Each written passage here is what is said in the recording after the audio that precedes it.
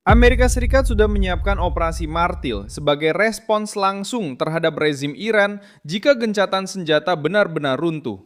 Pada 13 Mei 2026, diskusi di Washington berpusat pada tahap militer baru terhadap Teheran, bukan sebagai petualangan dadakan tetapi sebagai peringatan keras.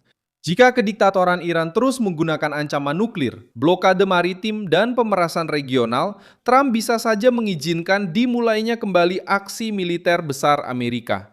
Media internasional sendiri sudah memberitakan bahwa pemerintahan Trump mempertimbangkan untuk menggunakan nama Operasi Palu Godam jika operasi tempur besar kembali dilakukan terhadap Iran. Saya akan segera memberitahu semua itu, tapi sekarang Anda pasti ingin berlangganan saluran ini agar tetap mendapatkan informasi terbaru, informasi secara real time dengan kualitas jurnalistik terbaik yang pernah ada. Dengan standar kredibilitas Milson Alves, Operasi Palu lahir di tengah situasi penuh tekanan ini. Targetnya adalah rezim Iran. Artinya, Washington sedang menyiapkan respon militer yang lebih besar jika rezim Iran melanggar gencatan senjata, menutup jalur vital, atau mencoba mempercepat upaya menuju bom nuklir. Alasan langsungnya jelas, Iran kembali menjadikan pengayaan uranium sebagai ancaman terbuka. Anggota Komisi Keamanan Nasional Parlemen Iran, Ebrahim Rezai, menyatakan bahwa salah satu opsi Teheran jika terjadi serangan baru adalah memperkaya uranium hingga 90%, tingkat yang terkait dengan penggunaan militer. Iran sudah mencapai 60% dan menurut para ahli yang dikutip oleh media internasional, peningkatan ke 90% akan semakin memperpendek jalur teknis menuju senjata nuklir. Ancaman tersebut tidak muncul sebagai pembelaan yang polos, melainkan sebagai pemerasan strategis. Teheran berusaha memberitahu dunia bahwa jika mendapat tekanan, mereka bisa melangkah ke titik paling berbahaya dari program nuklirnya. Itulah sebabnya Trump menempatkan keamanan di atas pertunjukan diplomatik. Sementara pihak kiri mencoba menjual operasi Martil sebagai invasi baru yang katastrofik, Gedung Putih memperlakukan isu ini sebagai upaya menahan ancaman nyata. Trump menyatakan bahwa ketika berbicara tentang Iran, dia hanya memikirkan satu hal, mencegah rezim tersebut memiliki senjata nuklir. Kalimat ini mengganggu media oposisi karena membongkar narasi kelemahan. Washington tidak sedang bereaksi terhadap opini komentator. Washington sedang bereaksi terhadap sebuah pemerintahan yang mengancam akan memperkaya uranium hingga 90% dan berusaha bertahan secara politik dengan memanfaatkan ketakutan akan ancaman nuklir.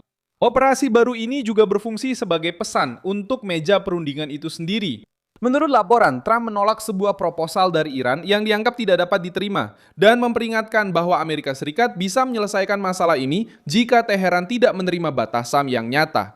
Rencana Amerika melibatkan menjaga tekanan militer sambil menuntut agar rezim berhenti bermain-main dengan ancaman nuklir dan membuka kembali ruang untuk stabilitas di jalur-jalur laut. Persiapan operasi Martello menunjukkan bahwa Trump tidak ingin bernegosiasi dengan Iran dalam posisi lemah. Dia ingin bernegosiasi dengan kekuatan yang terlihat, dengan Pentagon yang siap, dan dengan pesan yang jelas untuk Khamenei. Kesepakatan tanpa perlucutan senjata yang efektif tidak ada artinya. Inti permasalahan sekarang adalah langkah selanjutnya. Jika rezim Iran menggunakan gencatan senjata untuk mengulur waktu, menyembunyikan kemampuan militer, memperkuat milisi, dan melanjutkan pengayaan nuklir, respons Amerika bisa berubah dari peringatan menjadi aksi yang terkoordinasi.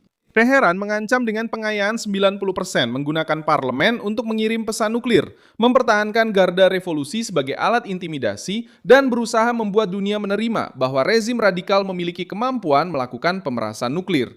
Dalam skenario ini, persiapan militer Amerika bukanlah tindakan yang tidak terkendali, melainkan bentuk penangkalan. Ini adalah peringatan bahwa rezim Iran tidak akan memiliki kebebasan untuk mengancam Israel, Teluk, dan sekutu Amerika, sementara mereka berpura-pura menjadi korban di depan kamera. Sejarah menunjukkan bahwa rezim agresif akan mundur ketika mereka menghadapi kekuatan nyata, bukan ketika mereka menerima konsesi tanpa batas. Pada tahun 1986, setelah serangkaian serangan teroris yang terkait dengan rezim Muammar Gaddafi, Amerika Serikat meluncurkan Operasi El Dorado Canyon terhadap target-target militer di Libya. Tujuannya bukan untuk menduduki negara itu secara permanen, tetapi untuk membuat pemerintah itu membayar harga yang menggunakan terorisme sebagai alat kebijakan luar negeri. Tindakan Amerika menunjukkan bahwa respons yang cepat, terbatas, dan jelas dapat mematahkan rasa impunitas dari rezim-rezim yang menguji kesabaran Washington. Pelajaran ini berlaku untuk Iran. Ketika sebuah kediktatoran memperhitungkan bahwa Barat sedang terpecah, mereka akan maju. Namun ketika mereka menyadari bahwa Gedung Putih siap bertindak, mereka akan mempertimbangkan setiap langkah dengan hati-hati. Contoh penting lainnya datang dari Suriah.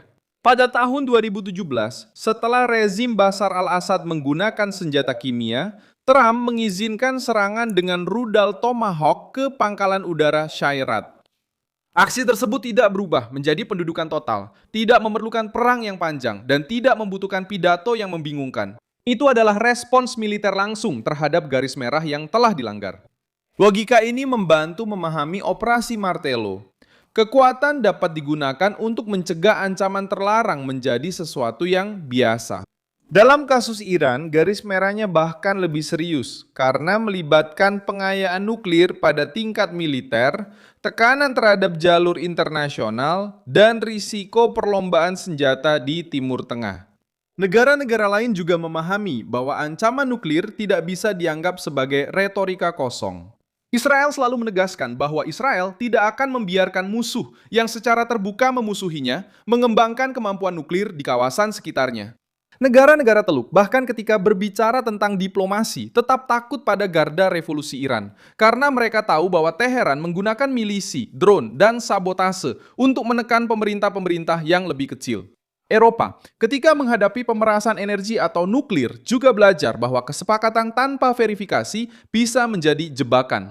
Jepang dan Korea Selatan mengikuti krisis semacam ini karena mereka tahu betapa beratnya hidup di dekat rezim yang menggunakan rudal dan bom sebagai alat politik. Operasi Martello dalam konteks ini bukan hanya keputusan Amerika. Ini adalah sinyal bagi semua sekutu bahwa Washington masih bisa mempertahankan tatanan internasional di mana kediktatoran tidak berkuasa melalui intimidasi. Rezim Iran berusaha mengubah setiap tekanan Amerika menjadi propaganda dalam negeri. Garda revolusi berasal dari perlawanan, tetapi yang mereka berikan hanyalah isolasi, ketakutan, dan kemiskinan politik. Ketika Teheran mengancam akan memperkaya uranium hingga 90%, mereka tidak sedang melindungi rakyat Iran.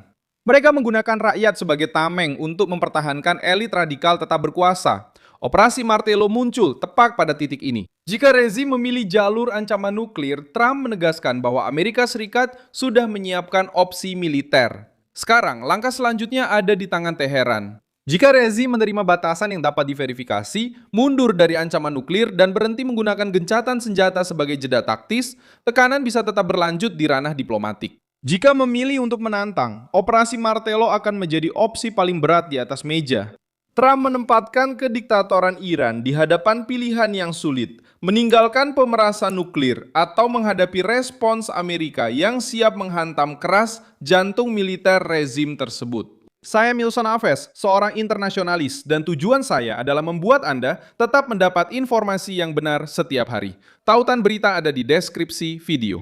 Beri suka pada video ini, berlanggananlah ke kanal, dan di akhir, lihatlah komentar-komentar agar Anda bisa semakin terlibat dengan komunitas Milson Alves. Salam!